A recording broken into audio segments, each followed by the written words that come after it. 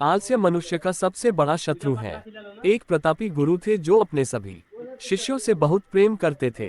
अपने शिष्यों के हर गुणों और कमियों के बारे में पता कर उन्हें भविष्य के लिए तैयार करते थे।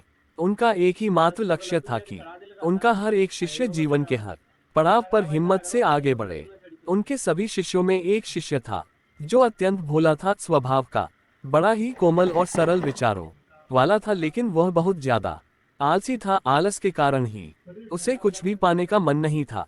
वो बिना कर्म के मिलने वाले फल में रुचि रखता था। उसका यह अवगुण गुरु को बहुत परेशान कर रहा था।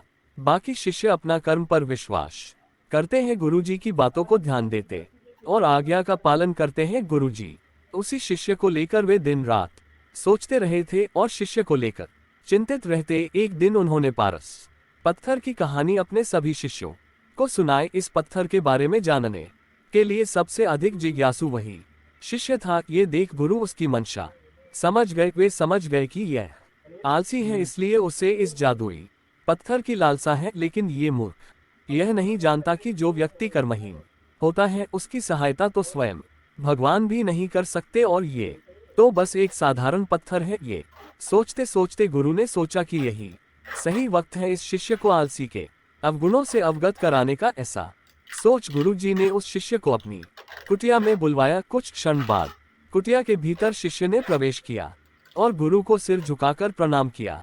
गुरु ने आशीर्वाद देते हुए कहा, बेटा, मैंने आज जिस पारस पत्थर की कहानी सुनाई वो पत्थर मेरे पास है और तुम मेरे प्रिय शिष्य हो, इसलिए मैं वो पत्थर सूर्य उदय से लेकर सूर्यास्त तक के लिए तुम्हें देना चाहता हूँ। तुम उससे जो करना चाहो कर सकते हो। तुम्हें जीतना स्वर्ण चाहिए, तुम इस पत्थर से इस दिए गए समय में बना सकते हो। ये सुनकर शिष्य की खुशी का ठिकाना न था।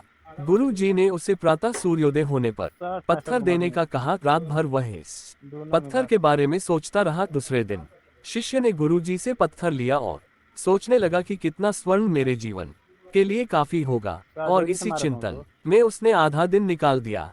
भोजन कर वो अपने कक्ष में आया। उस वक्त भी वह उसी चिंतन में था कि कितना स्वर्ण जीवन व्यापन के लिए पर्याप्त होगा, और यह सोचते सोचते आदतानुसार भोजन के बाद उसकी आंख लग गई, और जब खुली तब दिन ढलने को था और गुरुजी के वापस आने का समय हो चुका था। उसे फिर कुछ समझ नहीं आया। इतने में गुरुजी वापस आ गए और उन्होंने पत्थर वापस ले लिया। शिष्य ने बहुत विनती की, लेकिन गुरुजी ने एक ना सुनी। तब गुरुजी ने शिष्य को समझाया, पुत्र, आलस्य व्यक्ति की समझ पर लगा ताला है। आलसी के कारण तुम इतने महान अवसर का लाभ भी ना उठ सके। जो व्यक्ति कर्म से भागता है उसकी किस्मत कभी उसका साथ नहीं देती। तुम एक अच्छे शिष्य हो, परंतु तुम में बहुत आलस है। जिस दिन तुम इस आलस के चौले को निकाल फेंकोगे उस दिन तुम्हारे पास कई पारस के पत्थर होंगे। शिष्य को गुरु की बात समझ आ गई और उसने खुद को पूरी तरह बदल दिया। उसे कभी किसी पारस की लालसा नहीं रही।